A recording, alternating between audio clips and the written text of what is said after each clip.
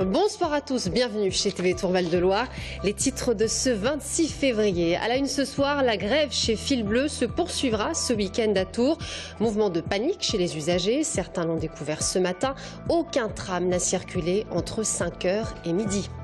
Un petit joyau de 6 millions d'euros qui permettra de réaliser la production du biomédicament de A à Z.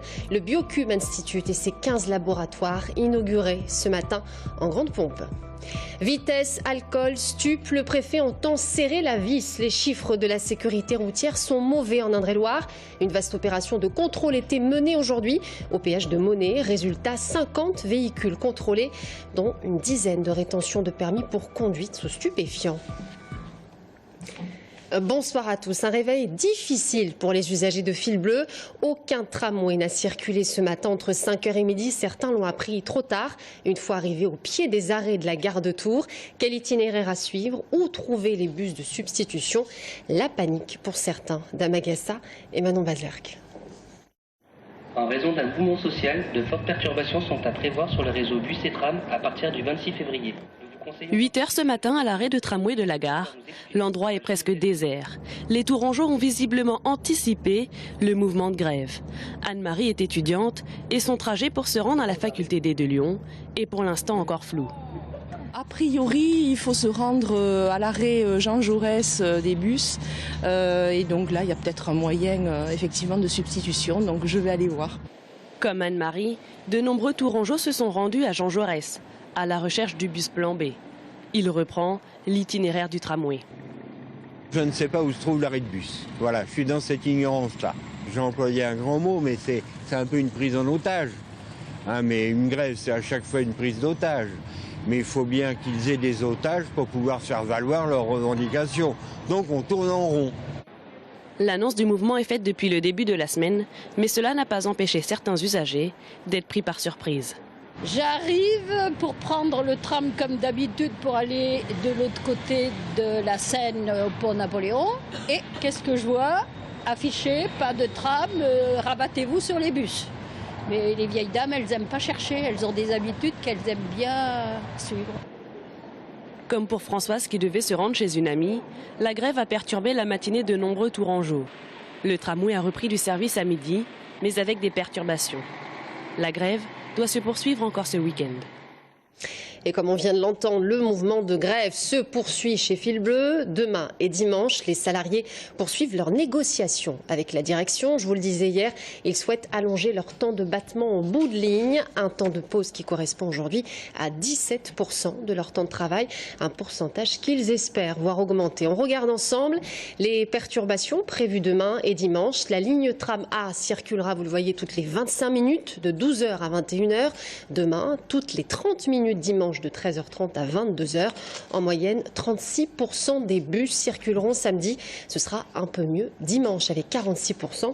Prenez donc vos précautions.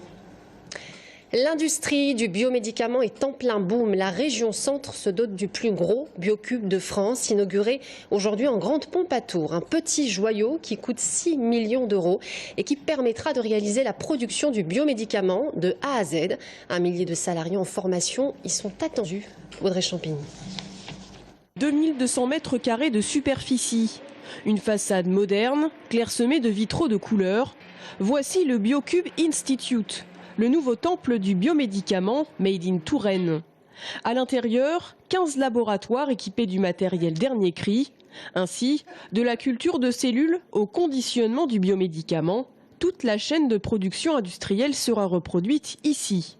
Le propre de ce bâtiment, c'est de travailler sur ce qu'on appelle sur l'antéclinique. Il est destiné à aller jusqu'au bout de la recherche, c'est le début du développement, pour qui va précéder en quelque sorte la mise en recherche clinique de ces fameux biomédicaments. Pour la région, qui aura déboursé 2 millions d'euros pour ce projet, le Biocube Institute sera clairement un atout supplémentaire en termes de rayonnement au niveau national. Le centre Val-de-Loire est en effet la première région française manufacturière de médicaments. Ce qui va être fait dedans, c'est un lien entre tout ce qui est enseignement supérieur, formation par apprentissage, formation continue, recherche et lien avec les entreprises. C'est exactement ce qui correspond à la recherche, à l'enseignement supérieur et au développement économique de la région centre. Ici, dans ce tout nouveau quartier Beaumont-Chauveau, sont attendus 1200 étudiants, 4200 apprentis et un millier de salariés en formation qui pourront bénéficier de tous les équipements nécessaires grâce à l'aménagement d'un véritable campus universitaire.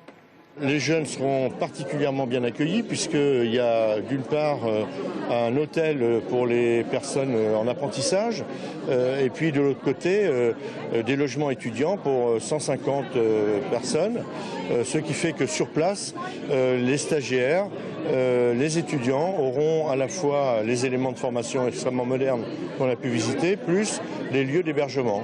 Inauguré cet après-midi en présence des principaux élus et acteurs du territoire, le BioCube Institute devrait accueillir ses premiers élèves en mai prochain.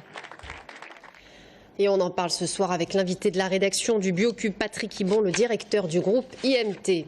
9 morts sur les routes en Indre-et-Loire depuis le début de l'année, 2 à la même période l'an dernier. La sécurité routière, une priorité pour le préfet d'Indre-et-Loire qui entend bien sévir.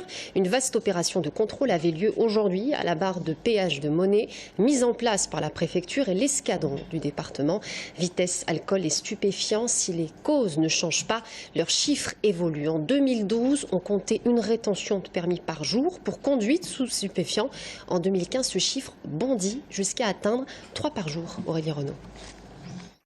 Parmi les dizaines de conducteurs contrôlés, cet homme de 40 ans. Les indices, pour les militaires, le teint pâle de l'homme, ses pupilles peu réactives. Il doit se soumettre à un dépistage salivaire de produits stupéfiants. Vous en pensez quoi de ce dépistage ? Il faut bien, il y a besoin. J'imagine. Vous êtes sûr de vous ? Logiquement, oui. Logiquement. En 10 minutes, le dépistage s'avère positif. L'homme a pris des produits stupéfiants. Cannabis, et vous avez ensuite 2 traits sur la partie basse qui apparaissent pour opiacés et cocaïne. Donc ce monsieur va faire l'objet d'un prélèvement sanguin. Avant le prélèvement, le véhicule de l'homme est fouillé. Le conducteur indique qu'il suit un traitement. Il est sous méthadone, un produit de substitution pour les héroïnomanes dépendants.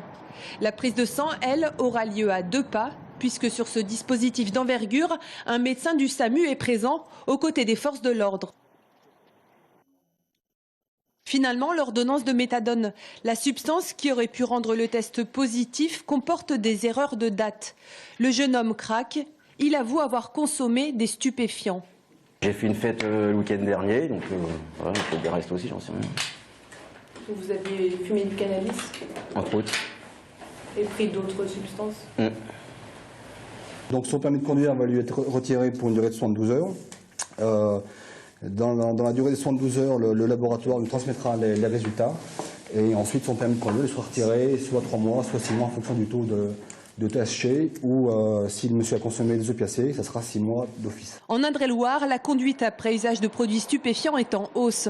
En 2012, elle représente une suspension de permis par jour. En 2015, on passe à 3 rétentions journalières.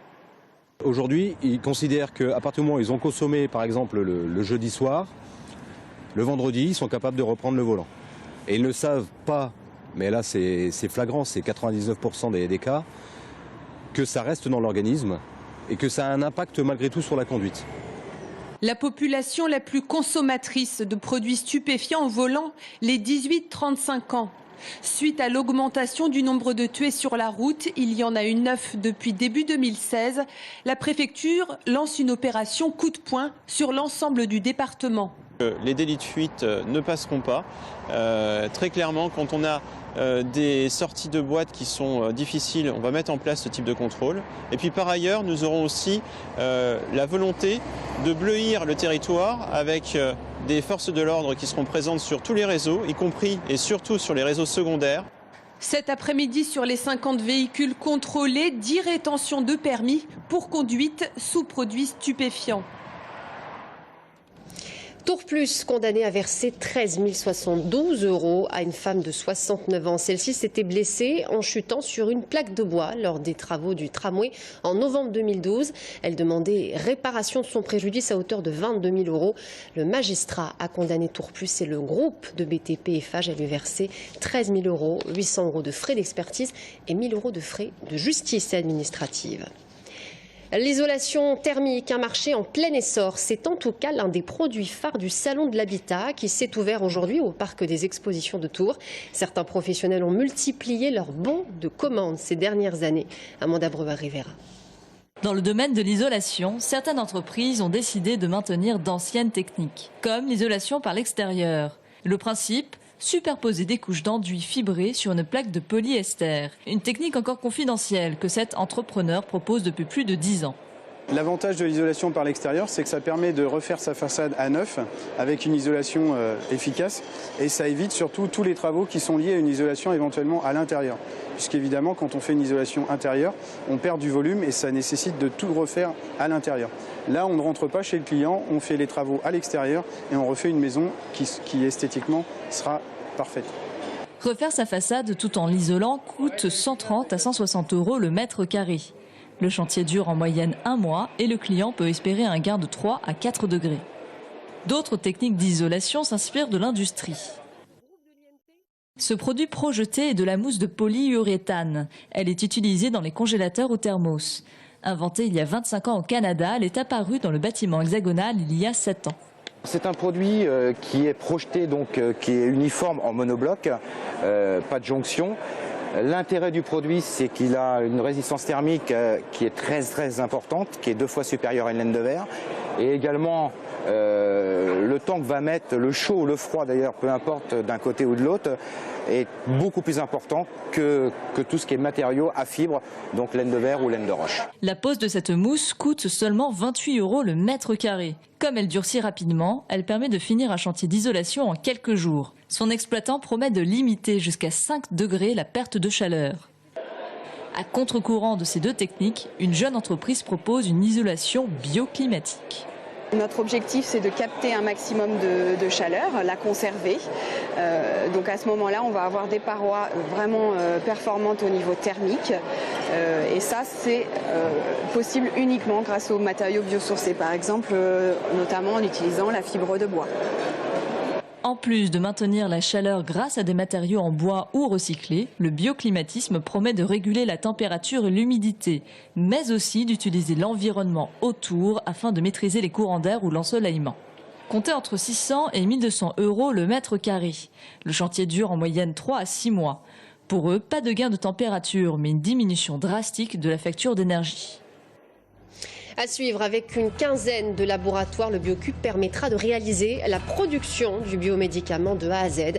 1 millier de salariés en formation y sont attendus. On en parle tout de suite avec notre invité.